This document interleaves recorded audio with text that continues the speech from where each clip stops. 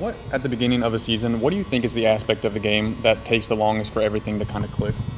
I think that at the end of the day, team chemistry probably, because every year you bring in new players and every year you bring in and this year especially we bring in new coaches as well, and so getting all cylinders firing at every aspect of the game is definitely something that we are working on constantly, and I think every team is doing that too, and we're trying to hit the ground running come season time.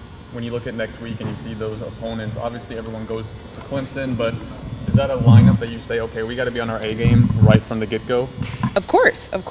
Every game matters, no matter how big or how small. And it's very important to us that we put our best foot forward every game. So Clemson, not Clemson, we're going to do our very best. You mentioned this already a little bit, with the transition to the new coach. What's that kind of been like, especially as an older player who kind of had a few seasons under a different regime? This season so far has been very, very good. Tom and Ethan have come in and just made this team really respect them and respect the way that they play and the way that they coach, and we're very excited to be playing for them this season.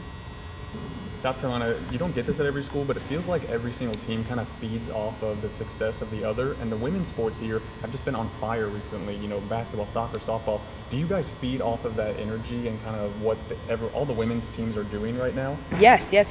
We, as an athletic program, do a really good job of supporting all of our teams, and especially the women. I mean, we are girl power all the way. We do a really good job of going to all of our fellow women's sports, and we've all been doing really, really well. So I'm really excited for them to come see us and to continue to go see them as well. Do you expect to be a leader of this team this year? I think that a good team requires a lot of leaders, and for me to be one is something that I think is important, as well as everybody else who steps on that court with me. Does that come naturally to you?